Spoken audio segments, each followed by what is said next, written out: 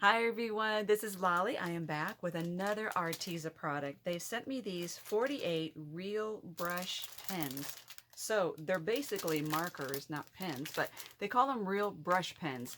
And if you're familiar with markers such as Tombow, and Marvy markers that we always use to color in our crafting, our rubber stamping images. This, from what I understand, is as close to that as I can explain.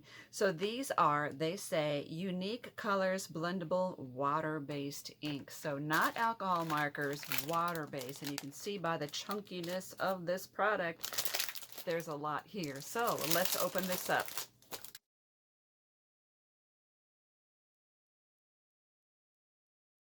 It's one of those plastic pouches here.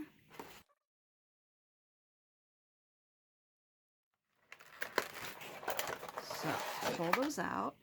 Unique colors, blendable, water-based ink. Says it includes a water brush pen. There's a chart of all the colors.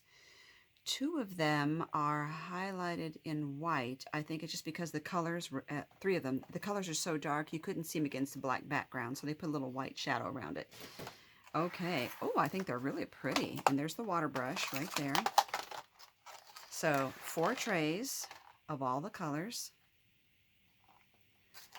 And let's start playing around. I love this little dot on the back showing what color it is.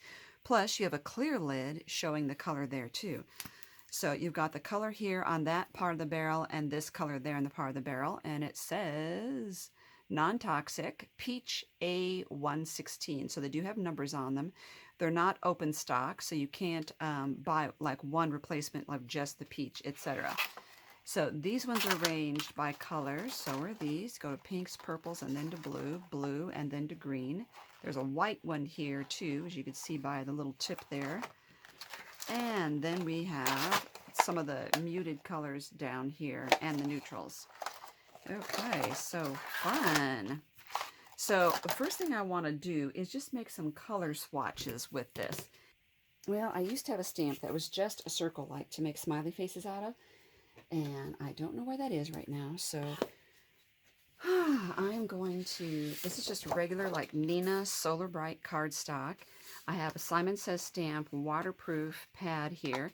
This is again an old dot stamp, C192 Shining Star. I think what I'm going to do is just make me some color swatches here. This is not scientific. I'm not getting them all in a pretty row. But I do also, I am ordering some stamps from, I think it's Waffle Flower, that you can make color charts with. So I do look forward to that.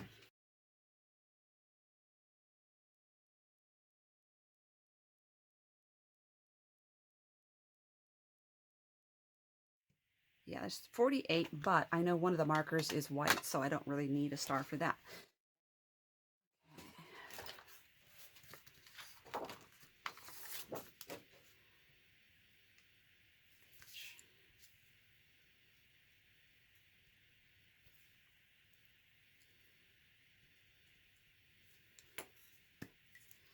And so they are brush markers, as you can see. Ooh, nice and soft. Like for a brush marker, you want to make sure that the, it's not going to be hard. It's like a paintbrush, in other words. Feels really good.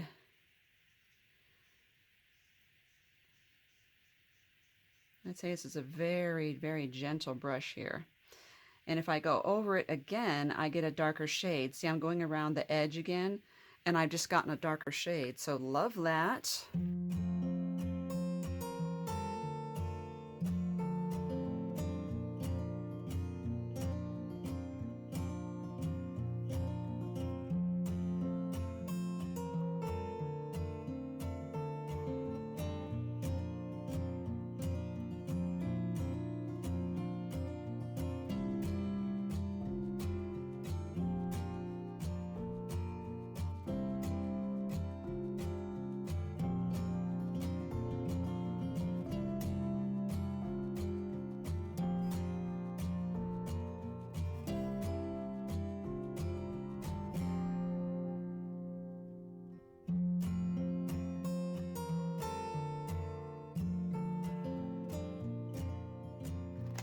Okay, I did one whole tray. What I'm going to do is go off camera and finish the color charts and then come back and discuss it.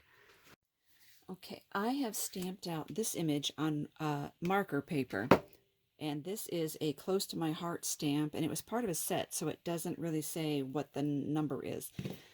I know these are supposed to be blendable, and I had compared them to Tombow. That's not what I really meant. These are more like the Zig real brush markers. So I want to see if these will blend without the use of the water. So I'm going to play around with a couple colors, and this is why I did my color swatches, so I could see. I think I want the light green and the parakeet. Light green and parakeet. And I just want to see how well this blends on marker paper. This is what I would usually use for Copics. And we'll just see how well this works without water, just as a way of testing.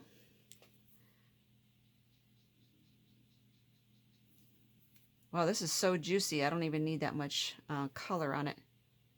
I'm just seeing if it's blending, and it seems to be doing so. What I really need is a bigger image. This is blending, folks.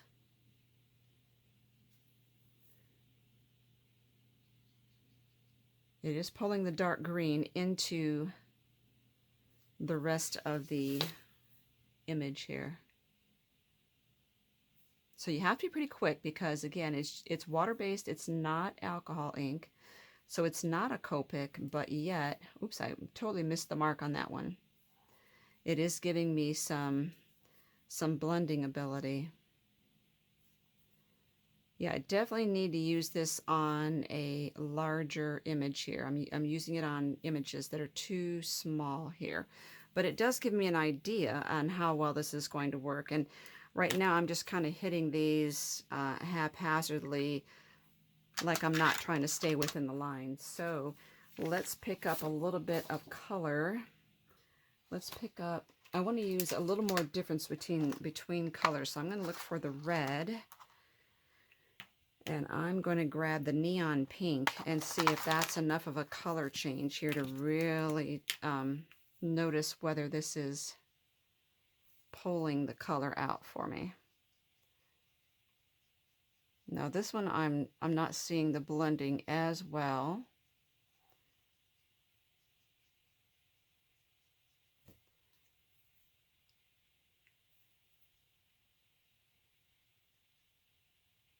Yeah, I'm not seeing that blend at all. Well, a little bit. It is now. I just had to keep getting it wet, which is the same thing I do with Copics. So I had to keep re-wetting it with the lighter color marker. It is pulling that in to the rest of the image, so that's impressive. Okay.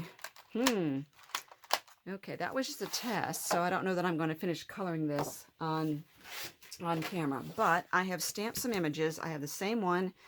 I've stamped these on the Arteza watercolor paper. This one is, I believe, a Hobby Lobby stamp I picked up, yes, on clearance for $2.25. It is Stampendous. No, it's an address. And it's called Fresh Bloom Q130. This is also a very old one, Rubber Stampede, and it is A1670G. So now they also gave us the water brush. It is shaped just like the one from Pentel, but what I learned is it doesn't unscrew like all American ones do. It unscrews the other way around. So save yourself from frustration and know that you automatically have to unscrew it the other way.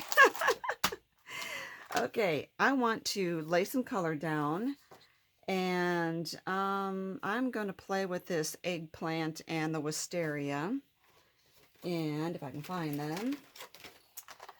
Okay, here's the wisteria, and there's the eggplant. So what I'm going to do is I'm going to uncap these to get ready, and I'm going to put water down first. Oops, I squeezed that way too hard. Okay, let's try that again. I want to get this whole area wet that I'm going to be coloring in. And I know you can't really see how well I have that done. Then I'm going to add some color in here, and I'm going to just kind of pull it from the center. I'm not going to go all the way to the end here. Then pull some of that in. So again, this is watercolor paper, and I could always go through and add more water to pull the marker. So it's just like working with watercolor paint. It's also like working with watercolor pencils. This is really easy to squeeze and get the color out there.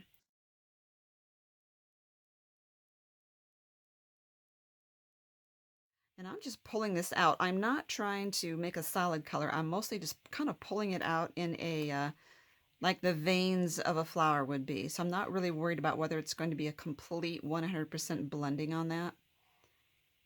And I'm using the water to push around the color in some other areas. Okay, now I'm going to speed up the camera here.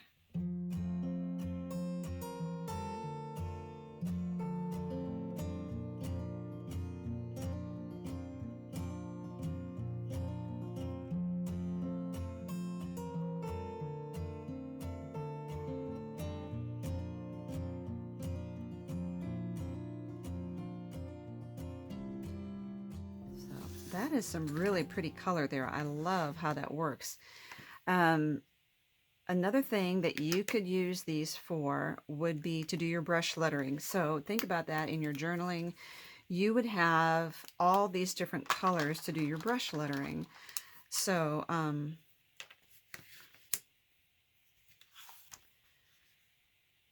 depending on how hard you push. Now this is watercolor paper, so it's going to be a little more grainy. You probably want to use more of a smooth surface than this. Definitely, I can tell, because like I said, this is watercolor paper. So I'm having to go over it twice to kind of get the graininess out of it. But if I use that smooth paper from right here, oh, this is beautiful. So essentially, you know, we usually do the brush lettering. We've got all these black markers. Look how many colors you could do your brush lettering in, 48 colors. And earlier I had said that this was a white marker in here, and it's not. It's a really pale grayish blue. Okay, so one more. Let's work over here.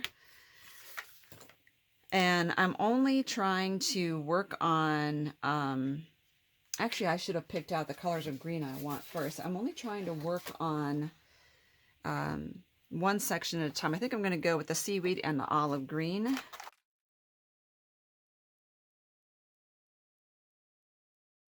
You usually go over it with the light color first. Oop, and I didn't this time. I went with the dark one. Okay, well, let's pull that in. Now, these two colors aren't working well together anyway, so I'm going to have to just kind of blend that in and regroup here. Okay, they don't work really that well together, so let's go green tea. That's a lighter color, and that's going to work better for me, I think.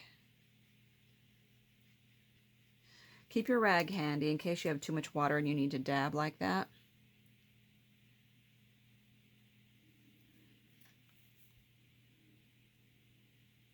Okay, much better this time. And so I don't have to put full color down. You see, I just did it around the stem, and then I'm just using the water to pull that around.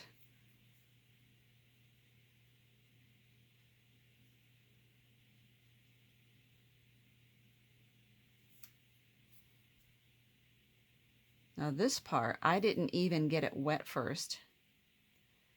And if you don't want to blend it, you can just go over again really quickly with the fine tip here to get a little detail in there, especially over a dry area.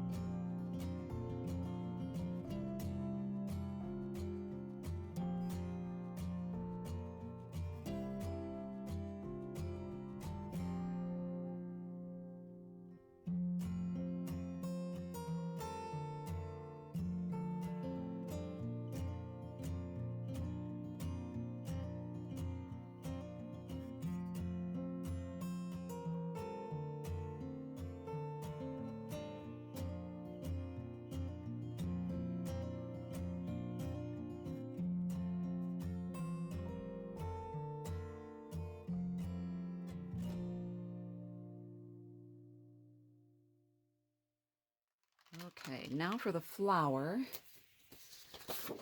Color of a rose do we want? I think.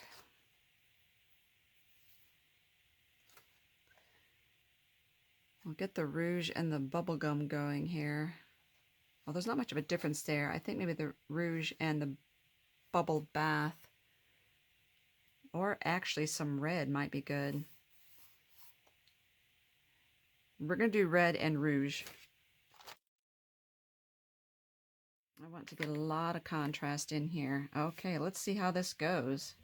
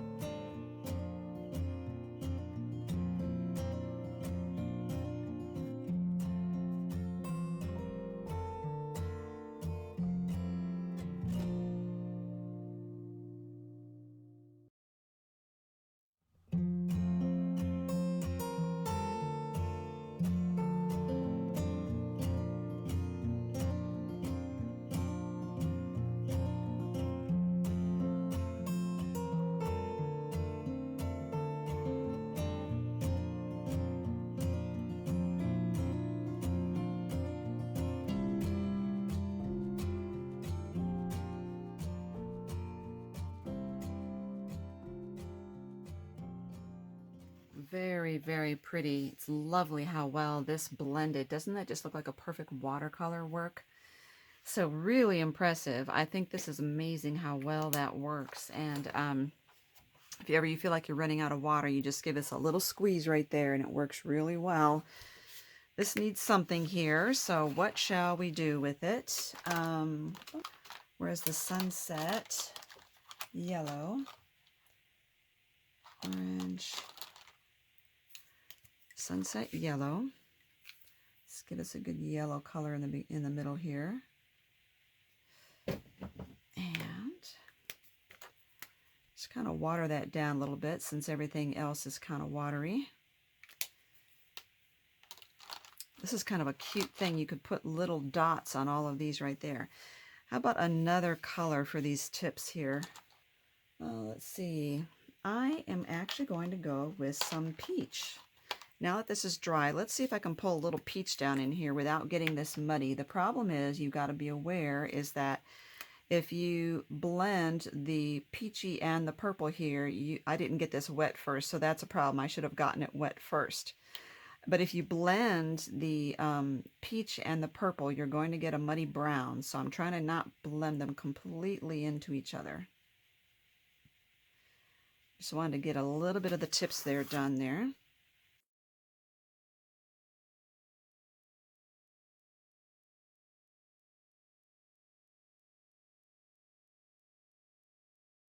I don't want it to be too perfect because that's not how it's going to appear in nature.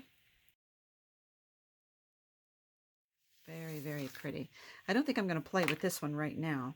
So that is my playing around with the using the watercolor technique to blend these. Isn't this brilliant here? I mean, the colors, not my work, but the colors on that are brilliant. Okay, so what are my overall impressions? The blendability on watercolor paper with the water pen, excellent. I loved it. And you could see from this, it's just gorgeous. And, you know, it just looks almost like a professional watercolor artist, even though I'm not. It just came out really well. I had one issue, which I will try to show you right now. And that is, they're supposed to be really good points. Look at this. There was this, a few of them, like maybe three, had the bristles were separated, kind of fanned out like this instead of together, and you couldn't just roll it on a paper and try to get the bristles back together again. And that would, you can still color with it, but it would cause problems if you were brush lettering because you would get little hairy lines instead of a nice crisp line. And if you were wanting to do fine detailing, that would be a problem. So I reached out to the company, I sent them a picture and let them know that about 3 of the markers, you know, out of 48, only 3 of them looked that way. They said they've never had that happen before. They sent me another pack, and every marker in there was perfect. Every point was very fine. So to be sure, I mean, to explain, let me show you what these look like. See that? That is a nice fine point. So all the markers in the new case came. So it was just a fluke. I don't know what happened with this set, but they made it right. All the markers are great, and they are really fun to work with. So this, not a good, not a good example, but this here, I loved them. So I'll give you links down below. Make sure you look at those links, and also a discount code for you to use. Thank you for watching.